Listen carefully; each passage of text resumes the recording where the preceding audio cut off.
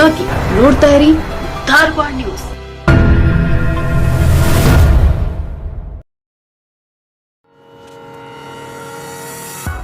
ಕಾಯಕಯೋಗಿ ಶ್ರೀ ಸಿದ್ದರಾಮೇಶ್ವರರ ಜಯಂತಿ ಆಚರಿಸುತ್ತಾ ಅವರ ಆದರ್ಶಗಳನ್ನು ಪ್ರತಿಯೊಬ್ಬರೂ ಪಾಲಿಸಬೇಕು ಎಂದು ಮಾಜಿ ಮಹಾಪೌರ ಹಿರೇಶ್ ಅಂಚೇಡ್ಕೇರಿ ಹೇಳಿದರು.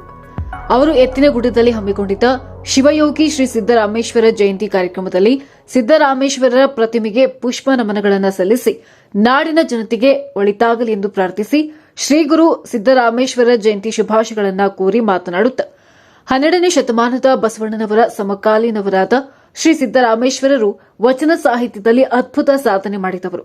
ಕಾಯಕದೊಂದಿಗೆ ತಮ್ಮ ಬದುಕಿನ ಉದ್ದಕ್ಕೂ ಶಿವಶರಣರೊಂದಿಗೆ ಸಮಾಜ ಸುಧಾರಣೆಯಲ್ಲಿ ಮಹತ್ವದ ಪಾತ್ರ ವಹಿಸಿದವರು.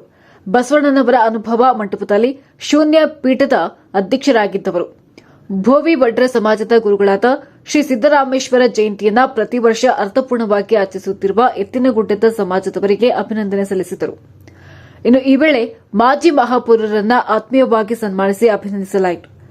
ಈ ಸಮಯದಲ್ಲಿ ಸಾರ್ವಜನಿಕ ಅನ್ನ ಸಂತರ್ಪಣೆಗೆ ಚಾಲನೆ ನೀಡಿದರು.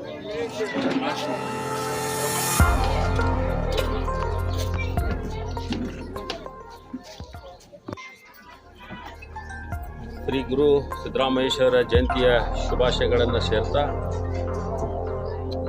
ವಚನ ಸಾಹಿತ್ಯದಲ್ಲೇ ತಮ್ಮದೇ ಆದಂಥ ಛಾಪು ಮೂಡುವ ಮೂಲಕ ತಮ್ಮ ಒಂದು ಭೂಮಿ ಸಮಾಜವನ್ನು ಮುನ್ನಡೆಸೋಕೆ ಆ ಜನಾಂಗದ ಏಳಿಗೆಗಾಗಿ ಶ್ರಮಿಸಿದಂಥ ಶ್ರೀ ಗುರು ಸಿದ್ದರಾಮೇಶ್ವರ ಇವತ್ತು ವಿಶೇಷವಾದ ಜಯಂತಿ. ಅದರಂತೆಯೇ ಮಕರ ಸಂಕ್ರಾಂತಿಯ ಜಯಂತಿಯ ವಿಶೇಷವಾದ ಸಂದರ್ಭದಲ್ಲಿ ಇವತ್ತು ಯಾವೊಂದು 12ನೇ ಶತಮಾನದಲ್ಲಿ ಶ್ರೀ ಗುರು ಸಿದ್ದರಾಮೇಶ್ವರ ಮಾಡಿದಂಥ ಕಾರ್ಯಗಳನ್ನು ಮತ್ತು ಅವರಿಂದ ನುಡಿದಂಥ ಜನಗಳನ್ನು ಇವತ್ತು ಸರ್ವ ಸಮಾಜದವು ಅವರನ್ನು ಅಳವಡಿಸ್ಕೊಂಡು ಹೋಗ್ತಾ ಇರೋ ಸಂದರ್ಭದಲ್ಲಿ ಆ ಎಲ್ಲ ಸಮಾಜ ಬಾಂಧವರಿಗೆ ಒಂದು ಮತ್ತೊಮ್ಮೆ ಶುಭವನ್ನು ಕೋರ್ತಾ ಈ ಒಂದು ಶುಭ ಸಂದರ್ಭದಲ್ಲಿ ಅವರ ಒಂದು ಹಾಕಿಕೊಟ್ಟಂಥ ಮಾರ್ಗದರ್ಶನ ನಾವು ನೀವೆಲ್ಲರೂ ಕೂಡಿ ಮುಂದಿನ ಜನಾಂಗವನ್ನು ಮುನ್ನಡೆಸೋಣ ಅಂತ ಮಾತನ್ನು ಈ ಸಂದರ್ಭದಲ್ಲಿ ಹೇಳಬೇಕು. ಈ ಸಂದರ್ಭದಲ್ಲಿ ಪಾಲಿಕೆ ಸದಸ್ಯರಾದ ಶಂಕರ್ ಶಿಳಿಕೆ ಮತ್ತು ಭಾರತೀಯ ಜನತಾ ಪಾರ್ಟಿ ಯುವ ಮುಖಂಡ ಸಿದ್ದು ಕಲ್ಯಾಣ್ ಶೆಟ್ಟಿ, ಮಂಜುನಾಥ್ ನಡಕಟ್ಟಿ ಸೇರಿದಂತೆ ಮೊದಲಾದವರನ್ನ ಸನ್ಮಾನಿಸಿ ಗೌರವಿಸಲಾಯಿತು.